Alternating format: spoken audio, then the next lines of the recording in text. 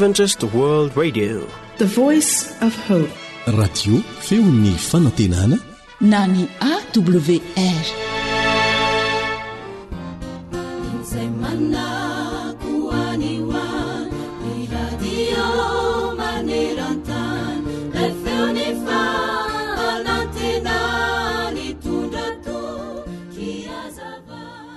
Tokony 2 arivo taona lasa tany ho any izay dia nisy olona roalahy ny arabelona teto ambonin'ny tany ary sendra samy tao Roma mihitsy azy izy indray mandeha. Tsy izy izany fa Néron, amperoran'ny Roma, sy Paoly, apôstôlin'ny jentilisa.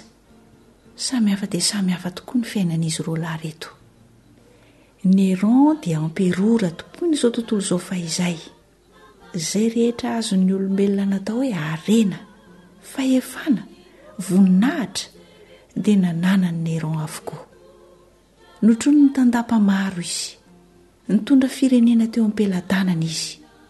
Sandry vy, ny tanatehina vy no nanapahany an'izao tontolo izao.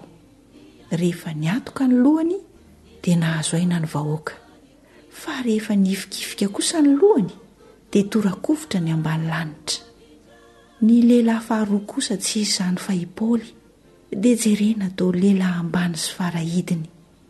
Mpifatotra nalefa ho tsaraina tany Roma izy, ka Néron tao anaty rova, fa izy kosa tao an-tranomaizina. Teo imason'ny Romanina dia olona ambany raza ny Paoly satria jiosy, ary mpanaraka ilay fivavahana kely sady ambany fahizay dia ny fivavahana kristianina izany. Noho ny mahatsinotsinona ny fiheveran'izy ireo amin'ny Paoly dia tsy nizaran'ny olona hena maso izy, fa notoraham-bato tao Listra, natao an-tranomaizina sady nokapohana tao Filipi. Tsy mitovy mandramaty mihitsy ny fiainan'izy roalahy reto. Ny fahafatesan'ny Néron dia ohatra ny horohorotanina nozongozona ny fanorenan'izao tontolo izao. Ny fahafatesan'ny Paoly kosa tsy nisy mpihevitra. Kanefa izy amin'izy roalahy ireo ny tena manana fiainana feno fahasambarana sy ho avy azo antoka. Ny harenan'ny Néron, ny fahefany, ny fiandrianana izay namirapiratra sy ny heriny tsy haitohaina dia indro fa niseho ivelany fotsiny ihany izany. Ankositra izany ka tsy naharitra nosetrain'ny taona maro ny fandimby. Rehefa maty Néron dia nivalona niaraka tamin'izay ihany koa ny heriny sy ny voninahiny ary ny fiainany rehetra. Raha toa nefa ka tononona izany anaran'ny Néron izany dia izao ny tonga avy hatrany ao ambavany maro. Olona ratsy toetra, mpandatsa-dra marina, izany no nahafantarana Néron. I Paoly kosa ilay tsy mba nisy mpihevitra no heverina fa mavomavo ara-nofo dia volamena madio ara-panahy.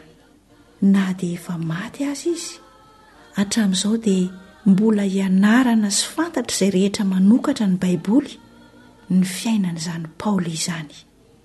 Lehilahy diraina ho isan'ny tapondohan'ny zanak'olombelona Paoly, mitafy haja mamboninahitra hatretỳ tany ka hatrany an-danitra.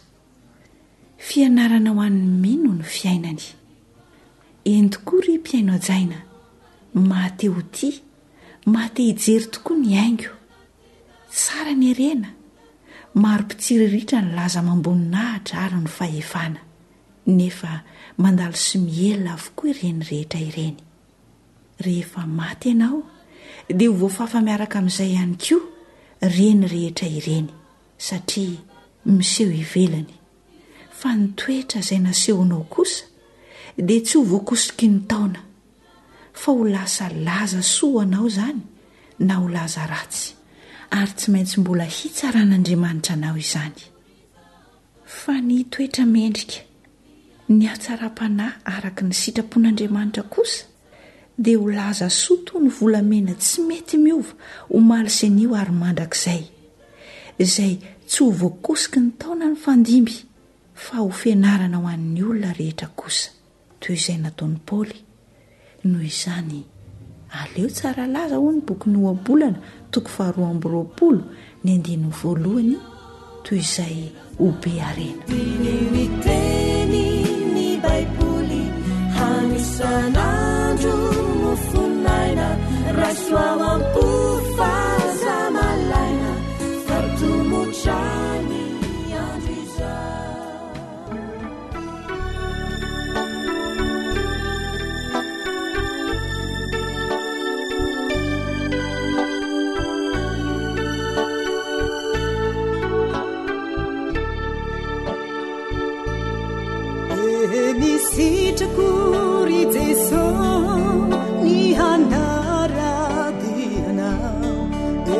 nisitrako tompo ny ho tantananao nisatriko Kristy ny hitoetra ny lanao ka ho isan'ireo mianatrao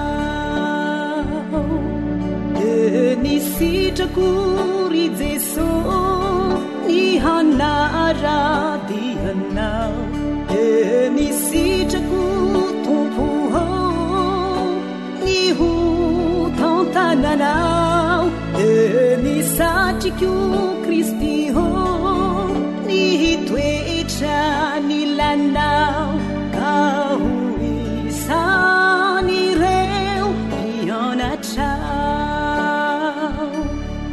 omamelay re tompo manike kambadihovinao anye itena sy fanahie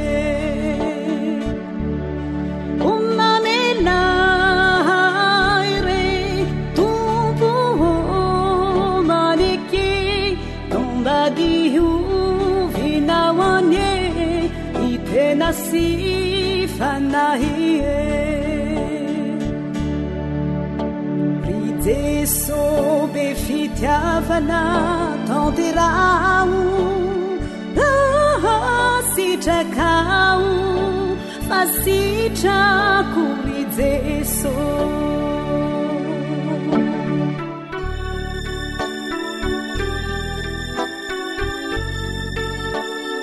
darika harilanto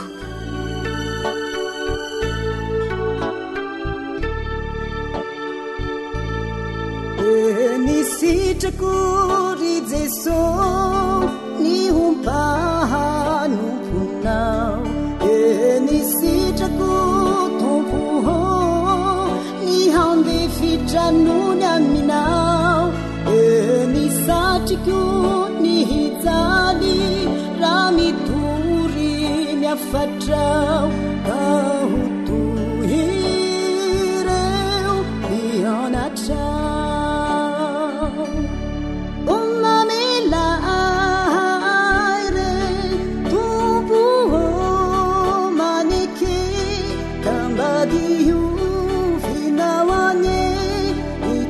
si fanahie omamelay tompo manike kambadihovinao anye itena sy fanahie ry Jesosy be fitiavana tanterao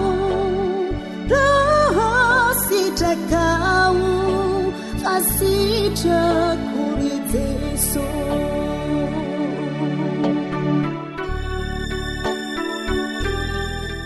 AWR mitondra fanantenana isan'andro ho anao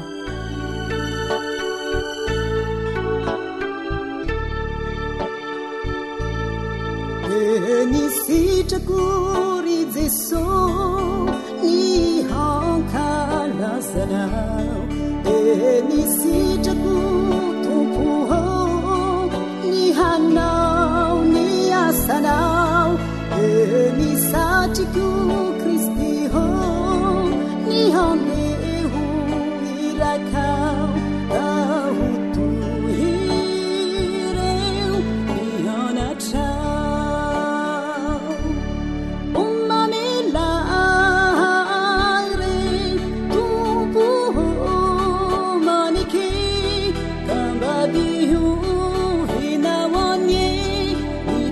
si fanahie omamelay re tompo manike kambadihovinao anye itena sy fanahie ry Jesosy be fitiavana tanterao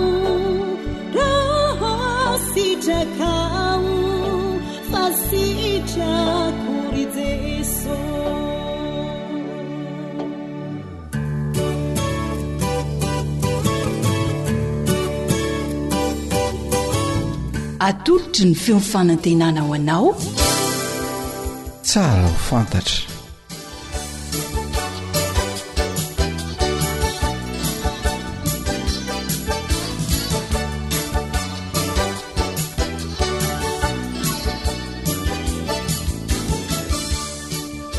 miarabanao a zay manaraka izao fandaharana tsara ho fantatra izao ny havanao a pastora Soladina eto an-trany an-trano moa ny teknisiana antsika dia samy izany zay sorana no ny fandavatenany ary ianao zay manaraka ny fandarana koa dia tolorana fisorana sy firarian-tsoa mandrakariva. Salamu alaikum wa rahmatullahi wa barakatuh.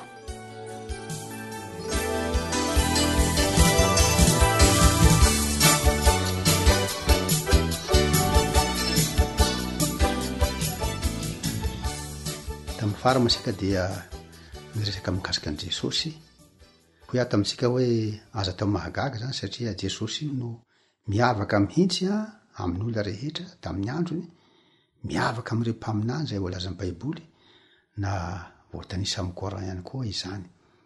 Eny fa hatramina fahatesany dia zavatra mahagaga ary ny olona tsy mino matetika dia ohatran'ny sarotra aminy mandray zany hoe olona maty hoe dia moritsangana koa ary hatramina fahatesany ange dia misy ao amin'ny Coran hoe tsy manaiky an'izany zareo hoe ao amin'ny sorat An-Nisa sorat 4:1-1 marina fa rehefa resahany eto dia tsy sanatria hoe fanakiana ilay izy fa tsara ho fantatra hoe ay misy an'izany ao amin'ny baiboly, misy an'izany amin'ny Coran.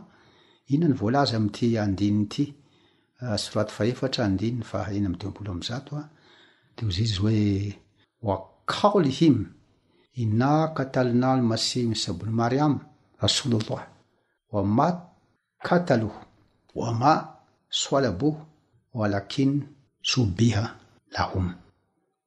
Eto le fanambarana dia manome tsiny ozy izy hoe ny Jiosy ozy dia miteny manao hoe novonoinay ny Mesia nombony amin'ny azo fijaliana izy. Dia ozy izy hoe nefa tsy novonoiny akory ozy izy nanomboiny fa olona mitovy endrika aminy no nisolo azy teo walakin subiha lahum. Araka ny voalaza ny namatsika Silamo dia Jodasy no nisolo azy teo, zany hoe rehefa tonga ozy izy ny fotoana ny samborana Jesosy Kristy satria mpaminany izy ka tsy hanaiko ho samborina am'izao dia Jodasy no nisolo azy teo fa Jesosy kosa dia nakarina an-danitra. Inona ny voalaza ao amin'ny 7:20 am'le sorat 4 teo zany sorat An-Nisa 7:20 ma le voalaza teo hoe miteny Jiosy hoe novonoinay nombony aiky nefa tsy novoniny fa olona mitovy endrika aminy izy. Ny 7:20 dia ozy izy hoe bal ghaffa Allah ilahi wa kana Allah aziz al-hakim. Dia ozy izy nidika teny hoe mais Dieu l'a élevé vers lui, il est le puissant et le sage. Ozy izy hoe Andriamanitra ozy izy no nampiakatra azy any an-danitra satria mahery izy ary feno fahendrena. Zay zany le zavatra tsara ho fantatsika eto hoe tamin'ny fotoana ozy izy samborana Jesosy Kristy dia tsy ny voasambotra misy izy fa niakatra any an-danitra izy dia keny Silamo fa mbola any Jesosy ankehitriny napikaran'Andriamanitra fa Jodasy ozy izy no nisolo azy teo. Ahoana voalaza ny Apokalipsy toko voalohany? Apokalipsy toko voalohany 9:20 tapany 2 sy ny 9:20. Apokalipsy toko voalohany 9:20 sy ny 9:20. Izy nanendry ahy tamin'ny tany ankavanana nana hoe aza matahotra, zaho no voalohany sy farany, dilay velona, efa maty aho nefa indro velona mandrakizay manakizay sady manana ny fanalahidi ny fahafatesana sy ny fiainatsita. Ny Apokalipsy moa amin'ny filazantsara le Injila, filazantsara amin'ny teny araby dia izy hoe rohia zay le Apokalipsy. De izao no dikateny amy teny arabo zay izy hoe kala la tahaf ana al awal wal akhri ana al hayun ana maita walakinha ana hayun ila abdina wali mafatihul mauti walha yati. Ilo hoe fa velona. Jesosy zany de ozy fa maty aho nefa velona mandrak'izay manak'izay sady manana fanalahidiny fahafatesana sy ny fiainasita. Velona tokoa Jesosy araka ny Baiboly ary nampananteny izy fa mbola hiaraka am'ireo mpino azy mandra-pahatonga ny fahataperan'ny zatolo zao. Ary be dehibe ny olana fanandramana am'izany fiarahan Jesosy amin'ny izany. Fanandramana anankiray no lazaina amitsika eto fa tamin'ny toerana anankiray zay toerana tsy mino ny mahampamonjy sy mahandriamanitra tonga nofan'i Jesosy de nisy zazampianatra tamin'ny sekoly kristiana izy ty de izy menada zany mbola kely mbola latsaky ny 8 taona de mianatra amin'ny sekoly kristiana de mazava ho avy fa amin'ny sekoly moa zany de misy fampianarana hoe zany Jesosy zany ngeky dia io lay Mesia nandrasany elabe tonga tety an-tany izy dia maty amin'ny fijaliana mba hanavitra atsika de niakatra an-danitra izy rehefa sangany tamin'ny maty ary mbola ho avy. De mihaino an'izany foana zany izy menada reo tonga any trano zany de mitantara amiray aman-dreny mikasika an' Jesosy dia mikapoka izy reo aza miteny mikasika an' Jesosy zany rehefa tsika tsy mino an'izany de lasa foana ampisonegny anaraka an'izay de mbola mianatra koa neky de miresaka mikasika an' Jesosy foana. Ary ny mpampian de mandiriziny hoe Jesosy de mbola afaka mamonjy atsika am'izao fotoana satria velona mandrakizay any an-danitra izy zao ary afaka maneraka ny anjeliny izy mba hiaro atsika. De ny afarany ma zany tsy faly ny ray aman-dreny de aleo solontsika tsy hianatra amin'ny sekoly io fa ny afaran'ireo ankizy reo ho lasa kristiana izy reo. De nisorona tao zany reo ankizy reo. Ndray andro no andro sy fianarana de milala hoe tokotany izy menada mbola kely de misy vavahady vy lehibe eo an-tokotany eo tsy hay teo fa de ny anjera le vavahady dia tototra tao izy menada kely koropaka ny tao trano milakoro ray aman-dreny azakazaka tomany le vavahady mavesitra be ola maromaro vo afaka mibata azy. Ino zavatra niseho bataina le vavahady zahany izy menadahy tsy taitra tsy izy naratra velo somatsara gogogo ny tomany afaliana ny reny ary nantany hoe anako ino angany tsy nahafaty anareo de izy reo hoe tsy zany fa nisy anjeliny Jesosy teo amboninay teo niaro anay. Gaga izy mivady ray aman-dreny ay marina ihany ny fanambaran'ireo zanatsika fa mamonjy koa zany Jesosy zany. De naverina ny anatra indray tamin'ny sekoly io ireto zaza ireto. Ny zavatra ambaran'ny Baiboly mikasika an' Jesosy nambara ny faminaniana nandritra ny taona maro tanteraka izany maty tamin'ny azo fijaliana izy nanolotra ny tenany fa tsy hoe niterena akory nalevona izy araka ny fanambarana melohany soatra masina tsangana maty izy de niakatra an-danitra ary mbola velona mandrakizay izy hoe aza matahotra fa mombanao efa maty aho nefa velona mandrakizay sady manana ny fanalahidiny fahafatesana sy ny fiansita. Ary rehefa nanangana ny Lazaro de izy hoe zao ny fanangana ny maso fiainana zay mino ana de maty aho dia mbola ho velona indray ary zaho anangana azy amin'ny andro farany. Ny fahafatesana de lazainy Baiboly hoe fahavalo ny devoly napiditra an'io tety ambony tany amin'ny olombelona zany hoe le fahotany nampidiry natafitra ny fahafatesana de maty ny olombelona fa Jesosy kosa nandresy ny fahafatesana izy na de nyvonoina na levony dia tsy voatazo natao azy fa nitsangana tamin'ny maty zay mino aho izy de mbola homena izany fandresena ny fiainatsita sy ny fahafatesana zany ka de zay no tsara ho fantatsika zavatra ambaran'ny Baiboly ka dia mankasitraka anao manaraka zay inoko fampahalianana izany fandarana any de ho iaho hoe barakaloha fika hoe que la grâce de Dieu soit avec toi. Raha olona maro izy hoe barakaloha fikum, que la grâce de Dieu soit avec vous. De mankasitraka anao a hatrany ny havanao sao toko.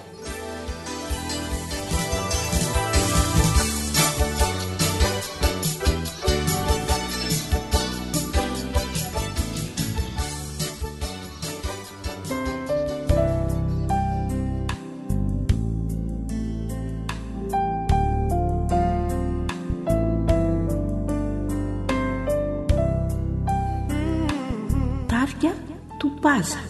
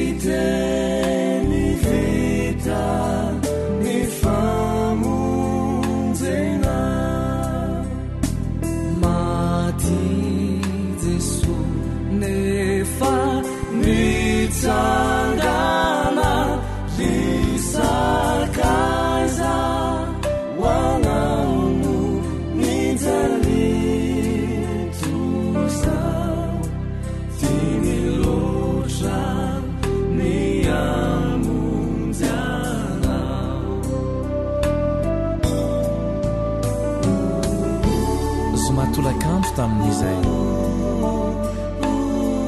efa antontra ny sabata. Indro ilay zanak'Andriamanitra tsy manantsiny, miombo milay azo mitana bokovoko, mitondra ny fahotana izao tontolo izao. Maty izy kanefa velona indray hitondra famonjena ho aizonao. Hoy izy hoe koa raha ny zanaka ny manafaka anareo dia ho afaka tokoa ianareo. Zay lay onja ny fanantenana. Viteni vita mi famonjena, mati Jesu nefa nitsangana risakaiza wananu nitalintuza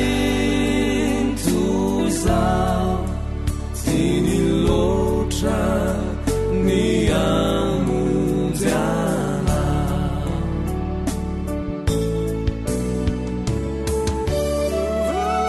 Tsy misy fanavotana tokoa mantsy raha tsy misy raha ratsaka.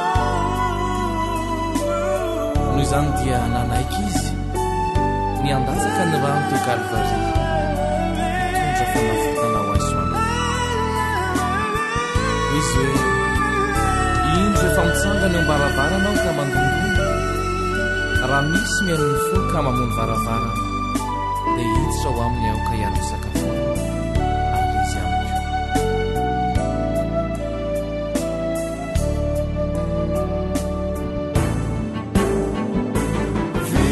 Viteni vita mi famonjena,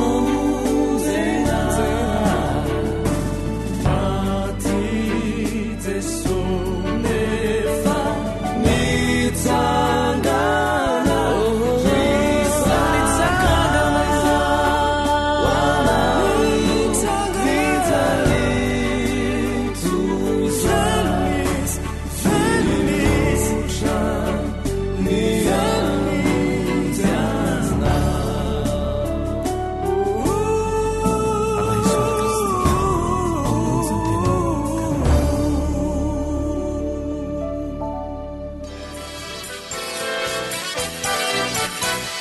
awr manolotra hoanao feon'ny fanantenana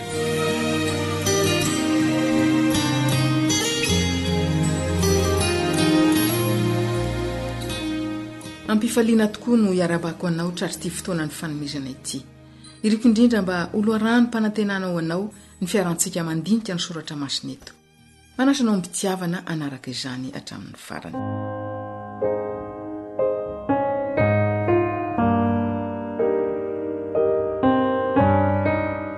intelo isataona ny jiosy no nasaina niakatra tany Jerosalema samy mitondra mari-pifaliana ny an-tanany atolotra ho fanaty mpisaorana fa tontosa ny fiotazana vokatra ka nahazahoana tombotsoa. Natao koa io fety io mba atserovana ny fiarovana sy ny fikarakarana nataon'Andriamanitra tamin'ny Israely. Anisika dia hijery manokana izay niseho tamin'ny andro firavoravona nahitanan'i Jesosy tany Jerosalema. Azonao vakiana ao amin'ny Jaona toko 7, Jaona toko 7 ny andininy voalohany ka hatramin'ny andininy 5:20 ary koa ny andininy 5:30 ka hatramin'ny 5:70. Rehefa nanomboka ny andro firavoravona dia samy nanampoa hitan'i Jesosy ny mpisorona sy ny mpanapaka. Toa tsy tazana teo nefa ilay nandrasana no nitahotra ireo mpitari-pivavahana jiosy tsy nisy sahana naika an' Jesosy ho Mesia. Nefa atraiza dia nisy ny ady hevitra mangingina nefa mafana momba azy. Betsaka no niaro azy ka natsapa fa izy no ilay ny rahan'Andriamanitra. Nisy hafa ihany koa nefa izay niampanga azy ho mpamita-bahoaka. Nefa dia tonga mangingina tany Jerosalema Kristy. Lalana tsy dia mahazatra no nofidiny mba ialany amin'ireo mpandeha maro amonjy ny fotoam-pivoriana ary amin'ny faritra maro. Raha niaraka tamin'ny andehan'olona betsaka miarady izy dia ho voasarika eo aminy ny sain'ireo raha hiditra ao an-tanàna izy ka ahatonga ny manam-pahefana anohitra azy. Izay no nahatonga azy andeha Samrery. Teo amin'ny andro firavoravona fotoana ary teo amin'ny afavoan'ny fankalazana indrindra rehefa nafana dia nafana ny fahalianan'ny olona ny amin'i Jesosy dia niditra teo amin'ny kianjan'ny tempoly izy teo anatrehan'ny vahoaka marobe. Noho izy tsy teo amin'ny fiandohan'ny andro firavoravona dia no antitranterina fa tsy sahy hiatrika ny fahefan'ny mpisorona sy ny mpanapaka izy. Talanjona olona rehetra noho ny fanatrehany. Nangina ny feo rehetra, nampitolagaga azy rehetra ny fahamendrehany sy ny herim-potsikaritra teo amin'ny fihetsiny manoloany reto fahavalo izay nitady handatsaka ny ainy, nitady ny hahafaty azy. Raha nijoro toy izany Jesosy ka nanintona ny sain'ny vahoaka ny fanizina dia nampianatra izy. Voalaza fa tsy mbola nisy olona ny teny toy izany. Hita teo amin'ny fiteniny fa nahalala ny lalàna sy ny fitsipika teo amin'ny Israely izy, nahalala ny fanompoam-pivavahana momba ny fanatitra sy ny fampianarany mpaminany, mihoatra lavitra no ny mpisorona sy ny raby. Narodany ny fefy natsangana ny fombafomba ivelany sy ny lovantsofina. Toa nivelatra teo anoloany ny toe-javatra amin'ny fiainana ho avy. Toy ny mahita ny tsy hita izy raha niteny tamin'ny fahefana ny amin'ny eto an-tany sy ny any an-danitra, momba ny olombelona sy ny momba n'Andriamanitra. Mazava dia mazava ary tena mampiaiky ny teniny. Gaga sy talanjona ny vahoaka tamin'ny fampianarany satria nisy fahefana ny teniny. Luka toko 4 ny andininy 2:30. Sady nampitandrina izy no naneho ny loza ho an'izay rehetra mandany fitahiana nentiny ho azy.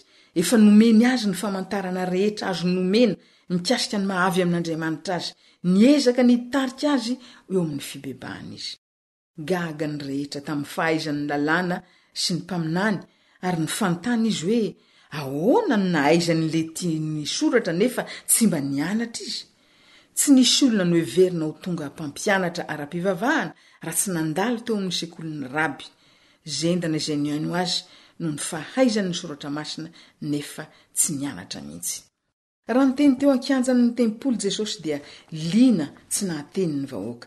Isan'andro dia nampianatra ny vahoaka izy hatramin'ny andro farany izay andro lehibe indrindra tamin'ny andro firavoravona. Tamin'ny marainan'io andro io dia sasatry ny lanonana naharitra olona.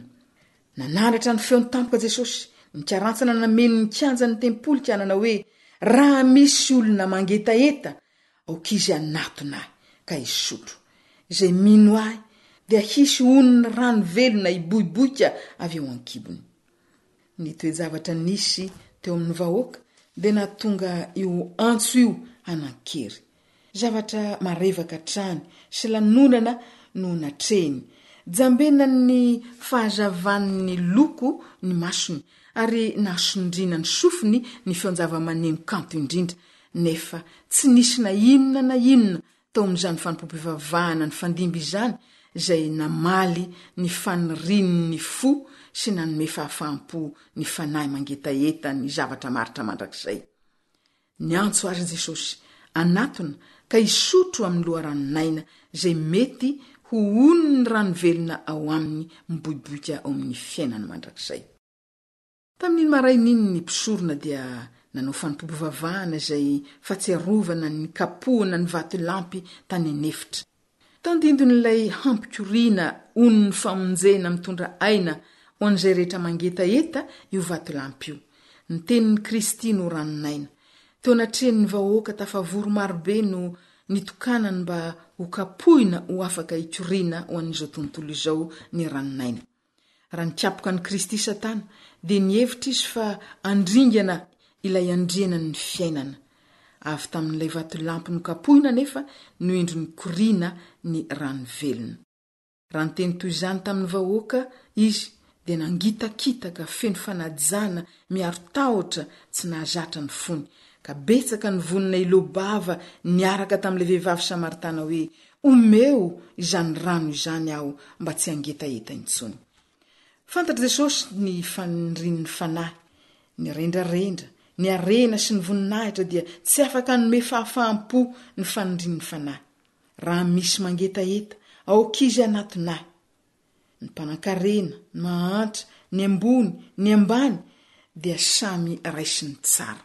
Mampanantena ny anamaivana ny saina mitondra entana mavesatra izy sy ampionina ny malahelo ary anome fanantenana ho an'ny mikivy. Betsaka tamin'ireo izay nandrian'i Jesosy no namelona alahelo miafina. Betsaka no niezaka anome fahafaham-po ny faniriny tsy mety lefy ny zavatra eo amin'izao tontolo izao sy ny fideran'ny olona. Rehefa azo ny nefa ny zavatra rehetra dia hitany fa niasa mafy izy mba hatongavany fotsiny eo amin'ny lavaka famorian-drano trietrietra izay tsy nampitony ny etaetany akory. Mitoetra eo fovoan'ny famirapiratana sy ny fifaliana izy sady tsy afa-po no malahelo.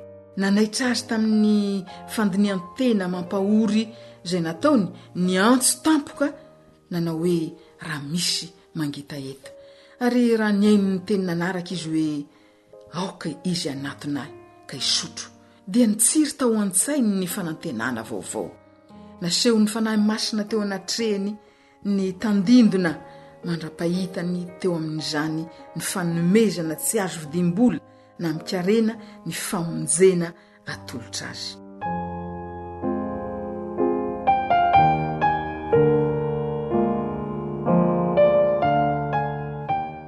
Ry-piaino malala, mbola mitohy ary mitohy hatrany ny antso ataon'i Kristy ho an'ny fanahy mangetaeta ary miangavy antsika amin'ny kery lehibe kokoa mihoatra noho ny tamin'ny fotoana nandrinesana izany tao amin'ny tempoly amin'ny andro fahafito farany tamin'ilay fety.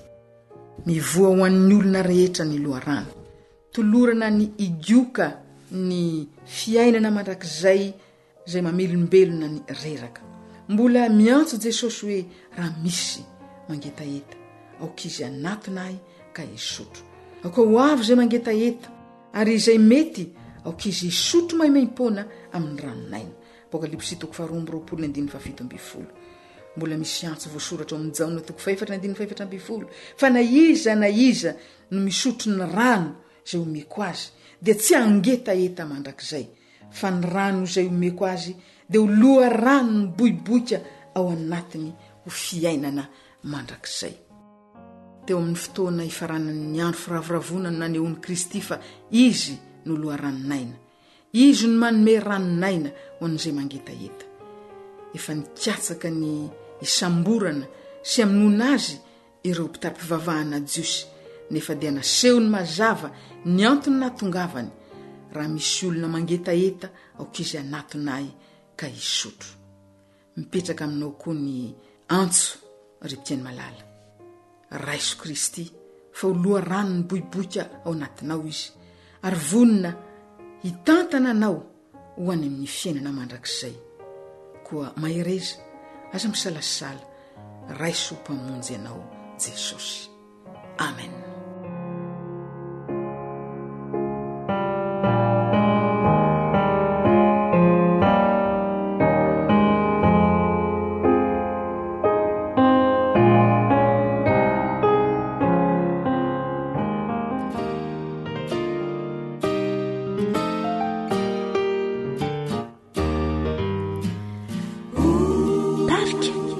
De l'hymne.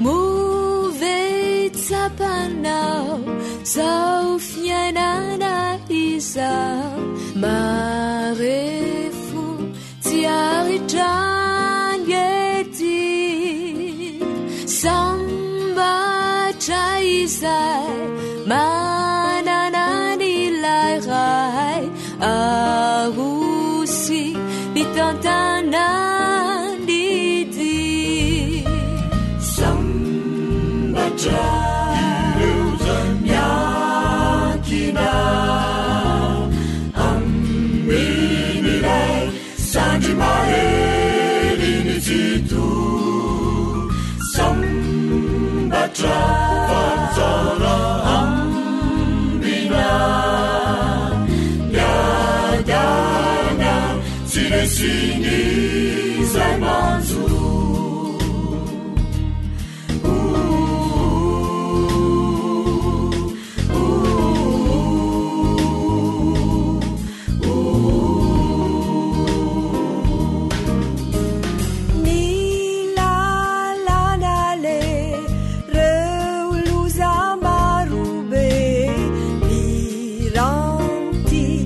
Delina Isa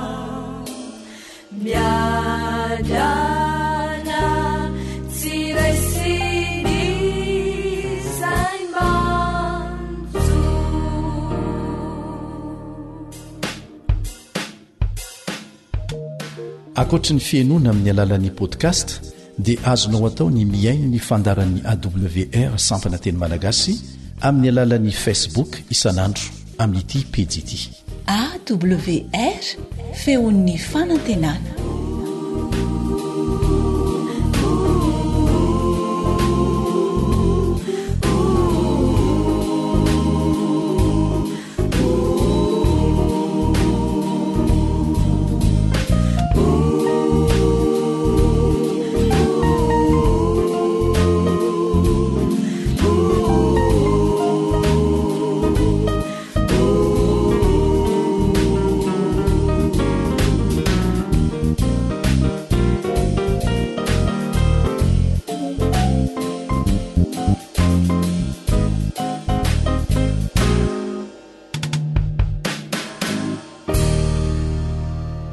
feon'ny fanantenana téléphone 034 06 797 62 fianakaviana fon'ny fiarahamonina.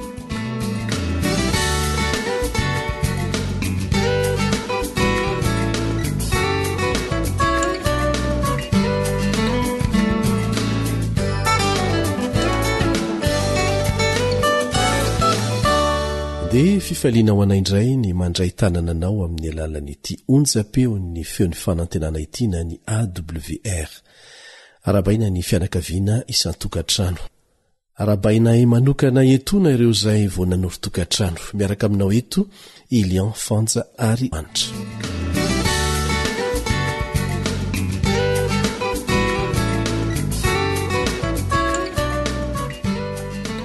isan'ireo lafinjavatra mety asamihafa ny olona roa izay ivady ny fanandramam-piainana raha-pitondran-tena ny ainany tsirairay talohan'ny fankahitana izy roa.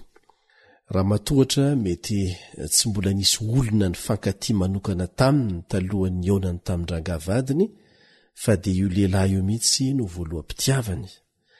Ny rangandray dia mety ho 3 na 4 ny tovavy niaraka taminy talohan'ny aonan'izy roa ary dia mety hiteraka olana ny fahalalana an'izany ho an'ny vehivavy sasana dia toejavatra efa lasa ela azy zany. Ho an'ny sasany kosa dia tsy mametraka olana ho amin'izay lafin'izay satria efa navalo ny tantara zany ho azy. Misy koa anefa andram-piainana mety tsy mbola noresahana talohan'ny vadiana ary rehefa resahana dia mety hiteraka olana rehefa ho an-tokantrano ao. Ndao resahana ary ny amin'izay lafinjavatra izay. Malana dia malana ny hoe zatovolahy na zatovavy manambady ny olona tiany voalohany tamin'ny fiainany. Asa raha misy azy zany. Ny miseho mazana dia samy efa niarakaraka tamin'ny olo-kafa, vitsy na maro ny olona roa ivady. Ny mampalahelo dia misy ny efa nandalo tamin'ny fahaloatoam-pitondran-tena mihitsy, indrindra moa amin'izao taonjato iainantsika izao. Tsy mamendatra ny tanora lahy sy vavy intsony ny miray trano na dia tsy mpivady aza. Tsy mitandry tena intsony ny zatovavy satria tsy matahotra ny hoe ho bevoka izy fa efa mahay zavatra.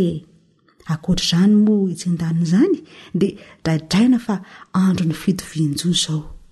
Koa raha zon'ny lehilahy ny milalao vehivavy dia mba zon'ny vehivavy ihany koa ny mba milalao lehilahy.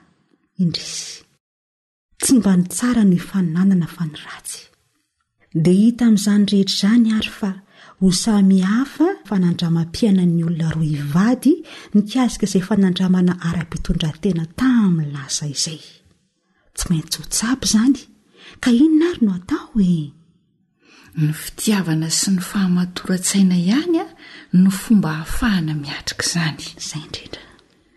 Araka ny hevitro manokana dia tsara izany ny fampitsorana ny fomba ny ainana ara-pitondran-tena tany aloha ary aleo mialohan'ny fanambadiana ny fantatra ny klimam-piainan'ny rehetra tany aloha toy izay ny aliny mary azy izay vao asa na andiso fanantenana na ifampandiso fanantenana avy eo. Loza ny mety ho vokatra izany. Ny tsy fifampatokiana izany no lasa manjary nanomboana ny tokantrano ary raha voazay fifampiaiainy izay no manjaka dia tsy misy raha vanina intsony.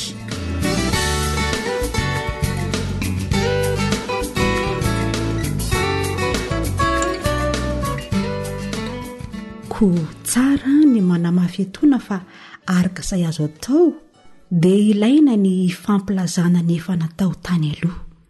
Virjiny ve ianao sa tsia? Sisa sy ny sisa. Ary aorian'izay fifampitsorana ny marina izay dia ilain'ny olona anankiroa izay vady ny andevina izany fahatserovana rehetra izany izay mety ho fahadisoana tamin'ny lasa ho any amin'ny vary tsy mifody. Hoy mantsy ny mpanoratra kristianina anankiray hoe ny fon'ny vavy no fasan'ny fahadisoan'ny lahy ary ny fon'ny lahy kosa no fasan'ny fahadisoan'ny vavy. Aoka ihany koa fadiana ny amongatra izany indray aty aoriana. Fiainam-baovao no ny fanarahanareo iainana. Fiainan'olon-droa natambatr'Andriamanitra ho iray ka tsy azo ninninina ary na iza ho sarahana mihitsy.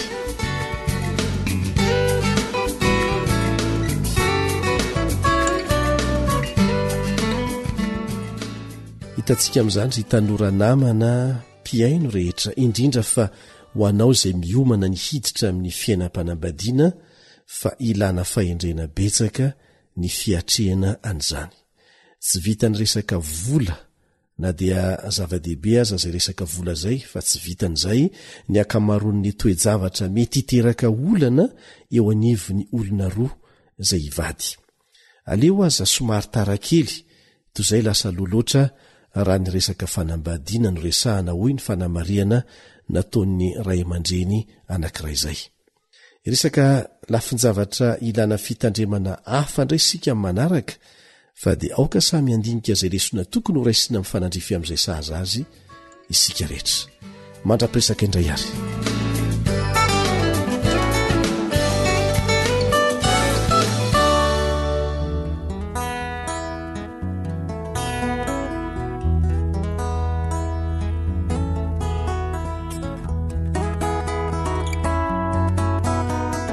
Tarika Bily.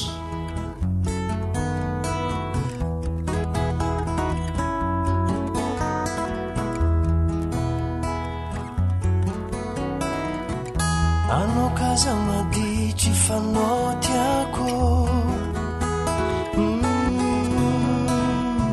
anao kaza magnia fa zaho mbo tia, na miana lalana agnitsagna dalagna fa fahafatesagna avako no tambiny ota, fa fahafatesagna avako no tambiny ota. Anao kaza maditry fanao tiako, anao kaza magnia fa zaho mbo tia, na miagna lalagna agnitsagna dalagna fa fahafatesagna avako no tambiny ota, fa fahafatesagna avako no tambiny ota. Anao karaha tsy tiajery avako famonjena, fa Jeso nafonia agnidrako amonjy antegna, Ndragnahary mitianao, Ndragnahary mitianao kazambela, anao koa mbala tiany zaho koa tsy ariany, anao koa mbala tiany zaho tsy ariany. Raiso ny adresy ahafahanao mifandray aminay AWR Malagasy @gmail.com. misaotra tompoko.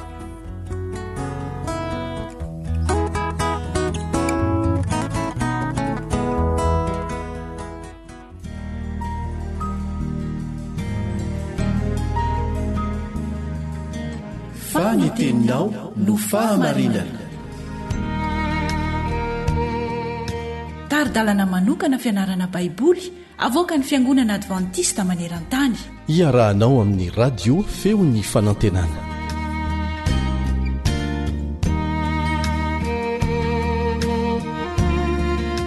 Falitafaona aminao amin'ny alalan'izao fandarana izao ny mpiara-mianatra ny tenin'Andriamanitra aminao Kaleba Andretsikivy. Ny amin'ny fanekena vaovao no alalintsika tao anatin'ny andro vitsivitsy ary ho faranantsika anio ny amin'izany loha hevitra izany.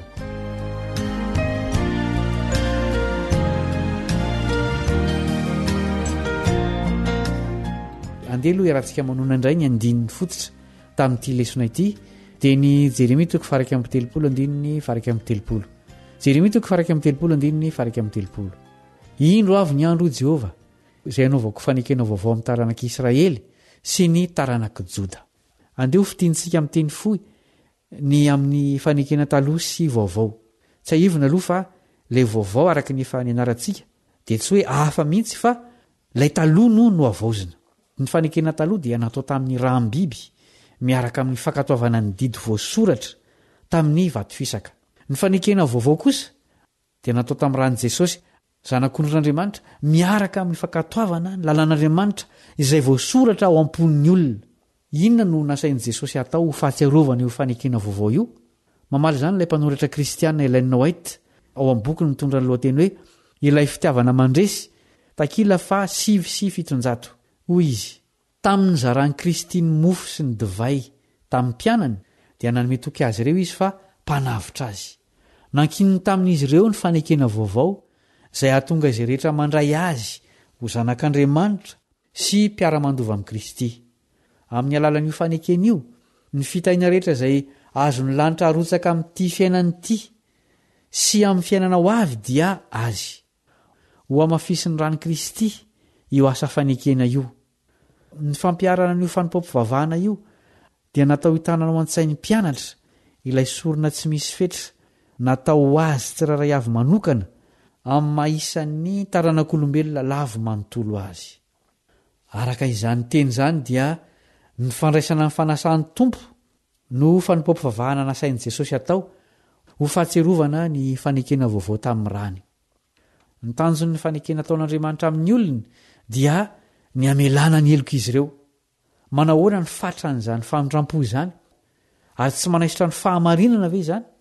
Nanoratra momba izany koa ilay mpanoratra kristiana Ellen White ao amin'ny bokyny God's Amazing Grace takila fa 730.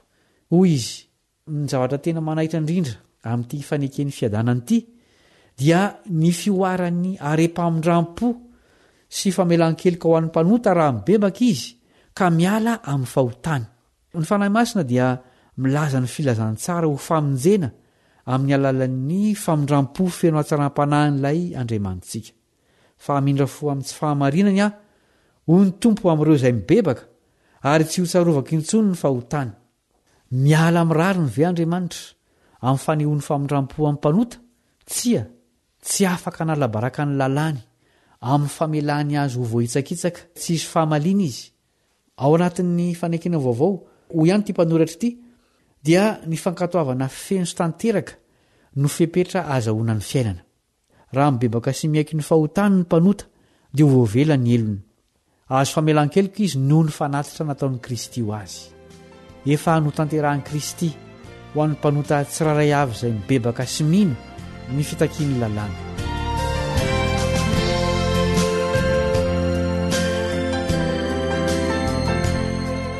Andeha asongaditsika reto hevitra miendrika fanontaniana reto mba ho tsakotsakoina ty am-pamaranana. Inona ny tombony avy amin'ny fananana ny lalàna voasoratra ao am-po fa tsy ilay voasoratra eo amin'ny vato fisaka fotsiny? Iza no mora adinoina kokoa, ny lalàna voasoratra ao amin'ny vato sa ny voasoratra ao am-po? Inoko fa miomboka-hevitra amiko ianao ilaza fa tsara kokoa ny lalàna voasoratra ao am-po noho ny amin'ny vato fisaka.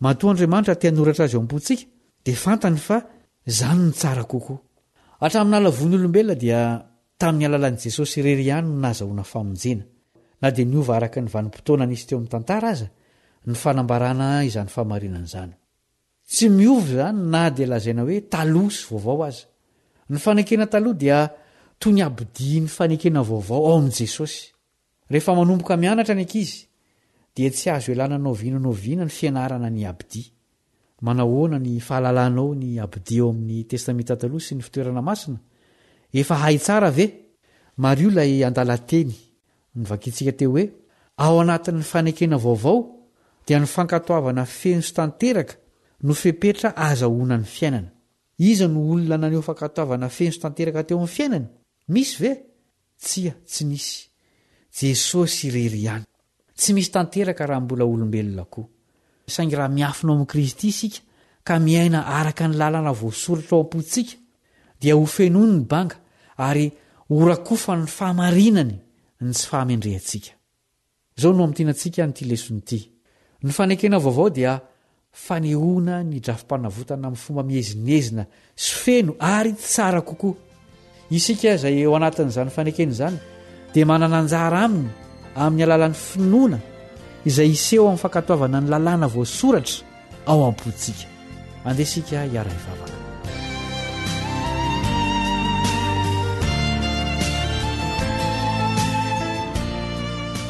raha ny tsara sy masina indrindra ny an-danitro saotra noho ny fanekena vaovao ataonao amin'ny alalan'i jesosy mba hamela ny elokay sy hamonjy anay maniry ny atoky ao amin'izany fanekena izany izahay koa soraty eo am-ponay amin'ny alalan'ny fanahinao masina ny lalànao mba hahatonga anay tandrina izany ampitiavana raha kofy amin'ny fahamarinanao ny tsy famendrehanay jesosy eo ary taio sy arovy amin'ny ratsy izay eo ampiandrasana ny iverenanao amin'ny anaranao nankatahanay izany vavaka izany amen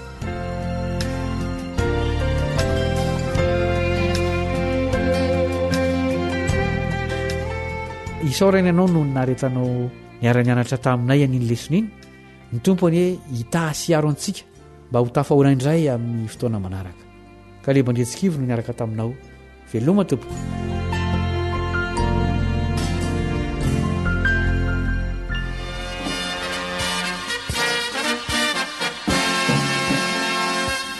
Adventist World Radio, the voice of hope. Radio Femini Fanantenana. Ny farana treto ny fanarahanao ny fandaharan'ny radio feo fanantenana na ny AWR amin'ny teny malagasy azonao ataony mamerina miaino sy maka mahimaimpona ny fandaharana vokarinay amin'ny teny pirenena mihoatriny 100 amin'ny fotoana rehetra raisoaryn'ny adresy ahafahanao manao izany www.awr.org na www.feofanantenana.org